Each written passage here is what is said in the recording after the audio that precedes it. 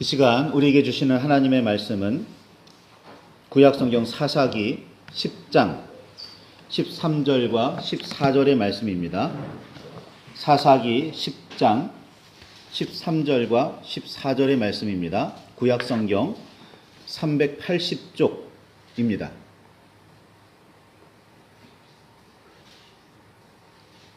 주보에도 기록되어 있습니다. 찾으셨으면 우리 함께 말씀을 봉독하시겠습니다. 너희가 나를 버리고 다른 신들을 섬기니 그러므로 내가 다시는 너희를 구원하지 아니하리라. 가서 너희가 택한 신들에게 부르짖어 너희의 환난 때에 그들이 너희를 구원하게 하라 하신지라. 주님 우리의 마음을 여시어 말씀을 깨닫게 하옵소서. 아멘. 아멘. 주님의 사랑과 그 크신 은혜가 저와 여러분 안에 가득하기를 소망합니다. 죽음을 앞둔 모세가 온 이스라엘 백성을 불러놓은 후에 신명기의 모든 말씀을 들려줍니다. 그리고 특별히 레위 사람에게 이렇게 말하죠. 신명기 31장 25절에서 29절까지 좀 길지만 이렇게 말합니다. 이 율법책을 가져다가, 신명기의 말씀입니다. 이 율법책을 가져다가 너희 하나님 여호와의 언약궤의 곁에 두어 너희에게 증거가 되게 하라. 내가 너희의 반역함과 목이 곧은 것을 아나니 오늘 내가 살아서 너희와 함께 있어도 너희가 여호와를 거역하였거든 하물며 내가 죽은 후의 일이랴. 너희 지파 모든 장로와 관리들을 내 앞에 모으라. 내가 이 말씀을 그들의 귀에 들려주고 그들에게 하늘과 땅의 증거로 삼으리라. 내가 알거니와 내가 죽은 후에 너희가 스스로 부패하여 내가 너에게 명령한 길을 떠나 여호와의 목전에 악을 행하여 너희 손으로 하는 일로 그를 경노하게 하므로 너희가 후일에 재앙을 당하리라 라고 말합니다.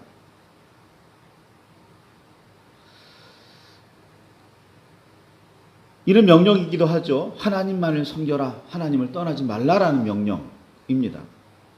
이스라엘 백성은 본래 하나님께 반역을 잘하는 백성이니 특별히 더욱 신경 써서 가르치고 깨우쳐야 한다는 말입니다. 이 말을 레위 사람들에게 특별히 말합니다.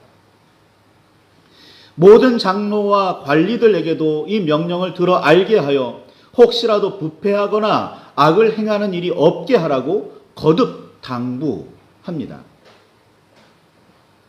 모세의 마지막 명령은 이스라엘 백성이 앞으로 저지를 일들에 대해 예언하는 말이었지만 그러기에 더욱 하나님의 말씀으로 단단하게 이끌어서 엇나가지 않도록 이끌라는 말이기도 합니다.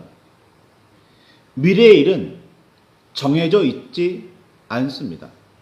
이스라엘 백성이 타락할 거다, 하나님을 버릴 거다 정해져 있는 게 아닙니다. 오늘 우리가 어떤 자세로 하나님 앞에 서 있는지에 따라 미래는 달라집니다. 그러니 율법책을 가져다가 앞에 두고 하나님의 명령을 늘 새기고 따르며 지키라고 거듭 강조합니다. 이것이 모세의 유언입니다. 죽음을 앞에 둔 여호수아는 백성에게 이렇게 말합니다. 여호수아 23장 6절과 7절이죠. 너희는 크게 힘써 모세의 율법책에 기록된 것을 다 지켜 행하라. 그것을 떠나 우로나 좌우로나 치우치지 말라. 너희 중에 남아있는 이 민족들 중에 들어가지 말라. 그들의 신들의 이름을 부르지 말라. 그것들을 가리켜 맹세하지 말라. 또 그것을 섬겨서 그것들에게 절하지 말라 라고 말합니다. 그러나 그 후에 24장 19절에서 20절에 이르면 너희가 여호와를 능히 섬기지 못할 것은 그는 거룩하신 하나님이시요 질투하시는 하나님이시니 너희의 잘못과 죄들을 사하지 아니하실 것임이라. 만일 너희가 여호와를 버리고 이방신들을 섬기면 너희에게 복을 내리신 후에라도 돌이켜 너희에게 재앙을 내리시고 너희를 멸하시리라 라고도 말했습니다. 모세나 여호수아는 이스라엘 백성이 결국에는 하나님을 떠나 그 뜻을 받들지 않게 되리라는 사실을 잘 알고 있었습니다. 백성이 평소에 보여준 모습들을 근거로 보면 너무나 뻔하게 예상할 수 있는 일이었습니다. 그런데도 우리는 너무나 터무니없는 성공과 승리를 상상하곤 합니다. 그렇게 모세나 여호수아는 하나님의 법을 다시 선포하며 결코 하나님을 떠나지 말라고 당부하는 말들로 유언을 남겼습니다. 그리고 법과 치리를 담당하고 있던 레위 사람들과 장로들과 관리들에게 백성을 잘 지도하고 이끌라고 거듭거듭 당부했습니다. 백성들도 한 소리로 여호수아 24장 16절에 보면 우리가 결단코 여호와를 버리고 다른 신들을 섬기지 아니하오리다 라고 그렇게 다짐했습니다. 여호수아 24장 21절에 보면 우리가 여호와를 섬기겠나이다 라고 결단했습니다. 분명하게 대답했습니다. 그러나 이스라엘 백성의 이런 결단과 다짐은 그리 오래 이어지지 않았습니다. 사사기 2장 7절에 보면 백성이 여호수아가 사는 날 동안과 여호수아 뒤에 생존한 장로들 곧 여호와께서 이스라엘을 위하여 행하신 모든 큰 일을 본 자들이 사는 날 동안에 여호와를 섬겼더라 라는 성경의 증언이 있습니다. 이 증언은 이런 상황을, 이스라엘의 상황을 너무나 잘 보여줍니다.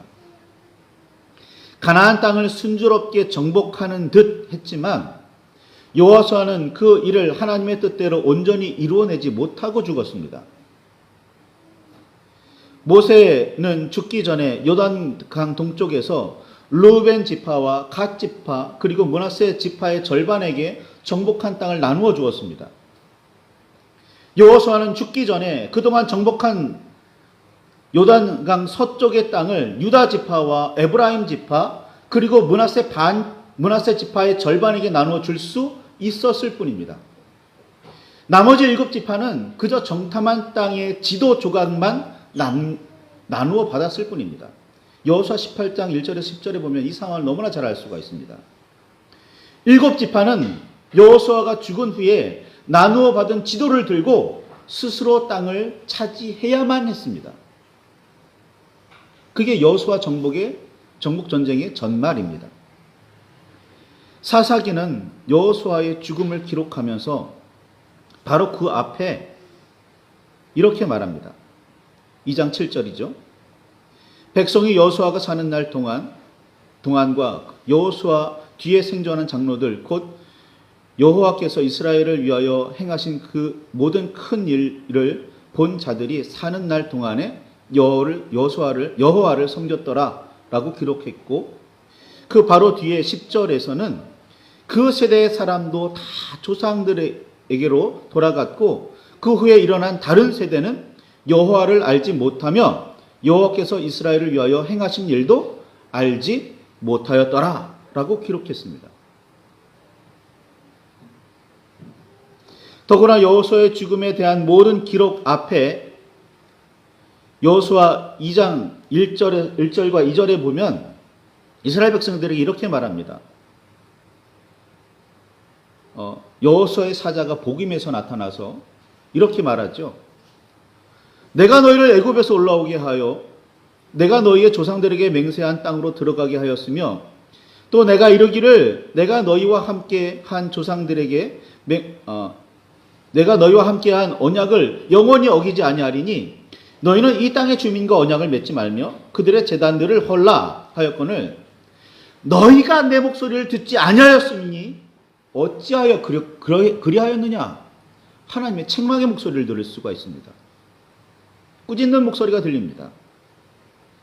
여호수아를 비롯해 하나님께서 광야에서 행하신 모든 일과 가나안 정복 과정에서 이루어진 모든 역사를 눈으로 본 사람들이 눈 시퍼렇게 살아 있었던 시절에도 이스라엘은 하나님을 떠나기 시작했고 그 뜻과 명령을 따르지 않기 시작했고 심지어 여호와 하나님을 잊어가기 시작했다는 말입니다. 첫 사자가 온니엘이라는 점은 이런 사실을 극명하게 드러냅니다. 가나안 땅에 들어선 사람들은 이집트 탈출의 이야기를 전해 들었습니다. 직접 경험한 게 아닙니다. 이집트 탈출을 몸소 경험한 사람들은 광야를 살았던 40년 동안 모두 죽었습니다.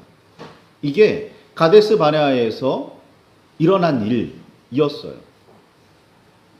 이런 이유로 다른 사람들, 어쩌면 온니엘도 어린 시절에 있었던 하나님의 역사를 어렴풋이 기억하고 있었을지도 모릅니다. 왜냐하면 가나안 땅에 들어간 사람들은 첫 번째 백성을 셌던 출애굽했던 백성들 첫 번째 계수가 있었을 때는 그때에 20살이 넘었던 사람들만 계수했고 20살 이하는 세지 않았기 때문에 어찌 보면 가나안 땅에 들어간 사람들을 1세대는 전부 다 죽었다고는 하지만 그 숫자에 들지 않았던 20세 미만의 사람들은 살아남았다고 볼 수도 있어요.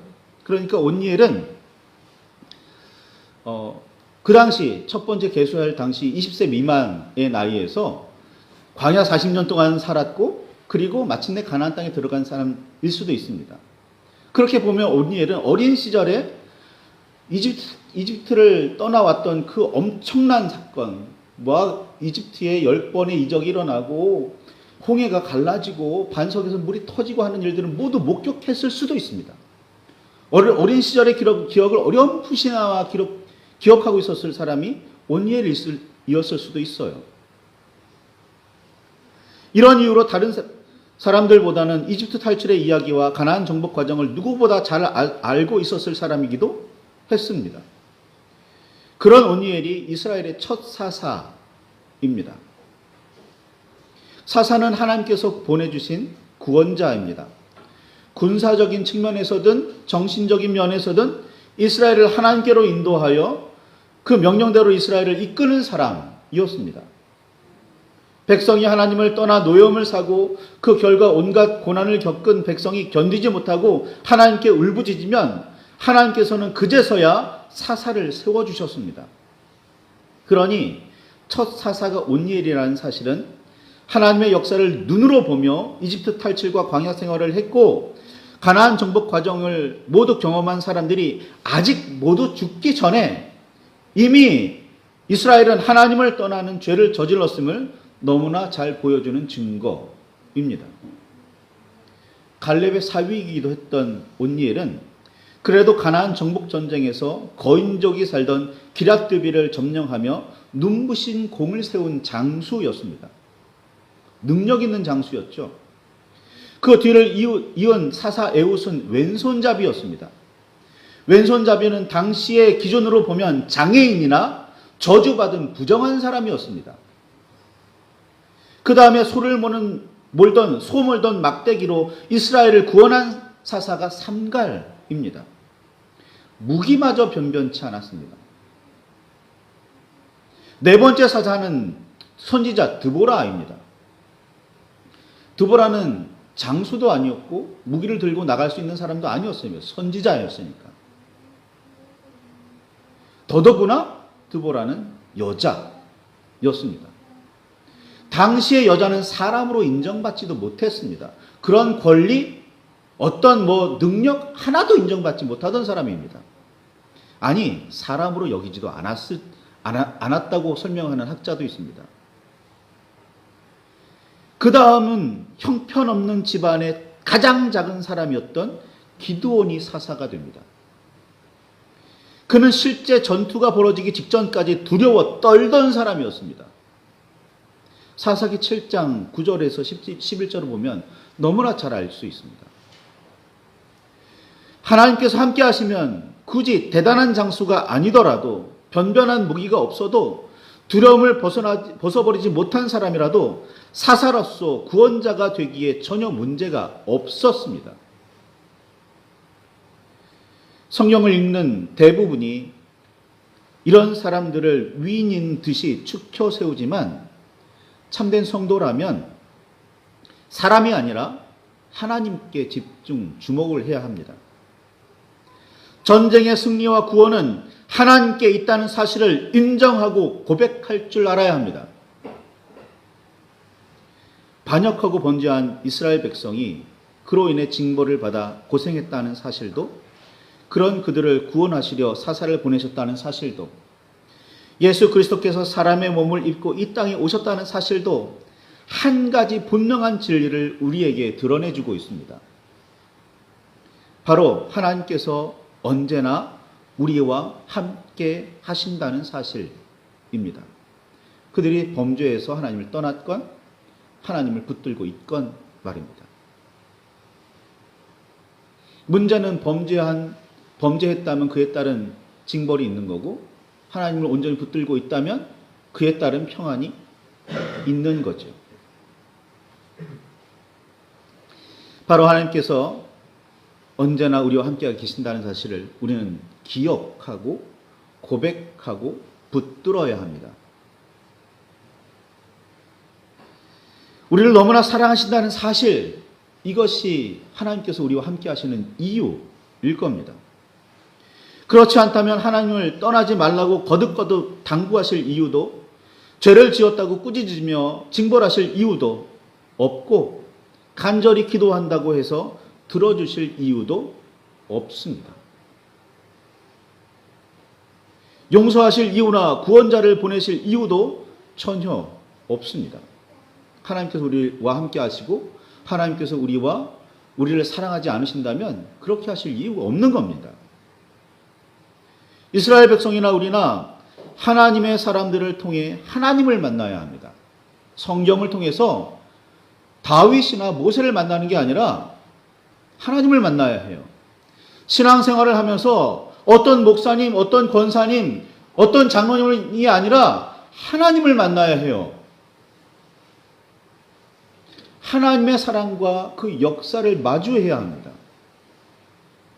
그런데 그렇게 여러 번 하나님의 사랑을 재차 확인하며 놀라운 구원을 경험한 이스라엘 백성은 매우 심각한 고질병이라도 걸린 듯이 또다시 하나님을 떠나 죄를 저지릅니다.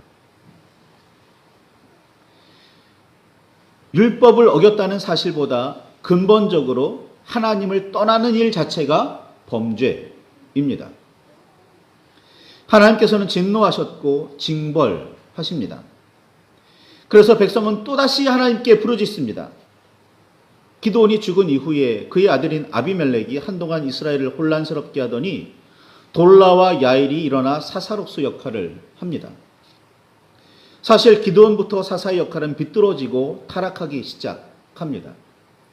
기드온이 시작입니다. 사사들의 타락은. 그는 전쟁 승리를 통해서 사욕을 채웠고 제사장만 입을 수 있었던 에봇을 사사로이 만들어 자기 집에 모셔두기까지 했습니다. 백성이 요구대로 왕위에 오르지는 않았지만 이미 군사적인 승리를 기반으로 백성의 지지를 받고 있었고 에봇을 사사로이 만들어 소장하면서 제사장의 지위까지 차지하려고 했던 사람이 기드온입니다.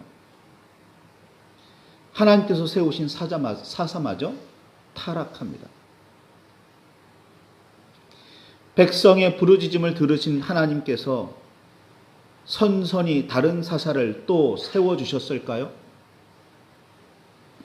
기드온이 택함을 받기 이전에도 하나님께서는 한 선지자를 보내셨고 그를 통해 이스라엘 자손에게 너희가 내 목소리를 듣지 아니하였느니라 라고 꾸짖으셨습니다. 사사 야일이 죽은 이후에도 이스라엘 자손은 또다시 여호와의 목전에 악을 행했습니다. 그들은 블레셋과 암몬에 의해서 고통을 받아야 했지요. 그리고 또다시 여호와께 부르짖습니다. 백성의 회개와 부르짖음을 들으신 하나님께서는 사사기 10장 13절 14절에 너희가 나를 버리고 다른 신들을 섬기니 그러므로 내가 다시는 너희를 구원하지 아니하리라. 가서 너희가 택한 신들에게 부르짖어 너희의 환난 때에 그들이 너희를 구원하게 하라 라고 말씀하십니다. 회개가 진짜가 맞느냐고 물으십니다. 참 무서운 말씀입니다. 하나님께서 우리에게 구원을 허락하지 않으시는 이유가 있다면 단 한 가지, 우리의 회개와 믿음의 결단이 진실하지 않거나 온전하지 않기 때문입니다. 위기만 벗어나면 곧 하나님을 떠나버리기 때문입니다. 그래서 하나님께서 말씀하십니다. 내가 너희를 다시는 구원하지 않겠다고 말이죠. 너희들이 택한 신들에게 가라. 너희가 의지하는 것들을 붙들어라.